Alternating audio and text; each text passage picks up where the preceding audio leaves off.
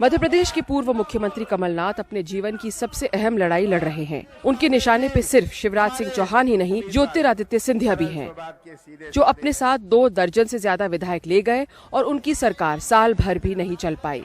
उनको मजाक में 30 मार खां कहा गया है, यानी अपने ही दल के 30 विधायक खो देने वाले मुख्यमंत्री। This is all people of the state. We must remember that we have a new generation of voters. The voters today are very different to what they were 5 years ago. You have a more enlightened voter. You have social media. So they are seeing all this. They are silent. They are not political. But they also want to protect the future of democracy. लेकिन कमलनाथ को उम्मीद है कि इस दल बदल से पैदा होने वाली हमदर्दी उनके हक में जाएगी। इसलिए इस दल बदल को गद्दारी बताते हुए वो इसे मुद्दा बनाने की कोशिश में हैं। हमारे संविधान में प्रावधान है कि अगर कोई विधायक का निधन हो जाए, कोई सांसद का निधन हो जाए तो उपचुनाव होता है, पर हमारे संविधान में ऐसा कोई प्रावधान बाबा साहब अम्बेडकर ने कभी सोचा नहीं था कि इस प्रकार की अनैतिक राजनीति अपने देश में होगी। ऐसा कोई प्रावधान नहीं है जहां सौदेबाजी से ये चुनाव होने की आवश्यकता हो। लेकिन गद्दारी के इस मुहावरे को मुख्यमंत्री शिवराज सिंह चौहान और ज्योतिरादित्य सिंधिया एक नया अर्थ देते हैं।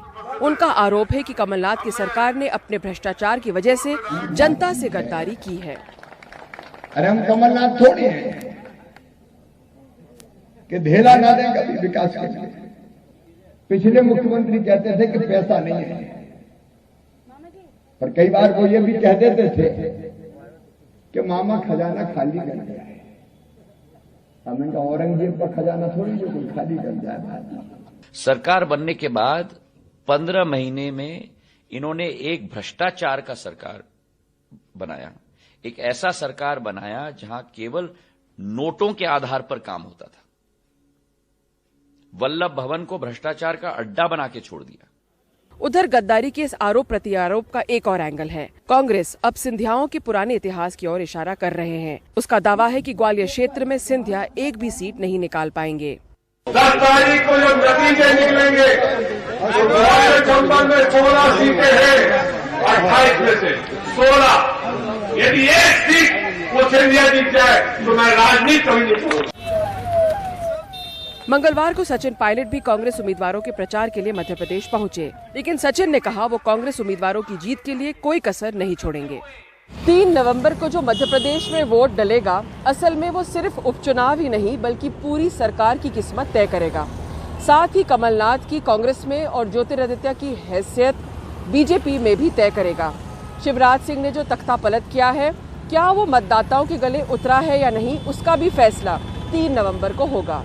या फिर शहर में पर्यावरण के बारे में जरूर सोचिए, जैसे कि कमरे में बिना वजह लाइट मत जलाइए। थोड़ी सी दूर जाना हो तो उसके लिए बाइक या कार मत निकालिए, पैदल जाइए। ब्रश कर रहे हों या दाढ़ी बना रहे हों तो नल को खुला मत छोड़िए।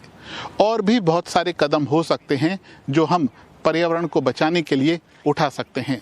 आप इस बारे में क्या सोचते हैं, कमेंट करके जरूर बताइएगा। मैं उम्मीद है ये वीडियो आपको पसंद आया होगा। लेटेस्ट खबरों के लिए यूं ही देखते रहिए। वीडियो के पसंद आने पर लाइक, शेयर एंड सब्सक्राइब करना ना भूलें।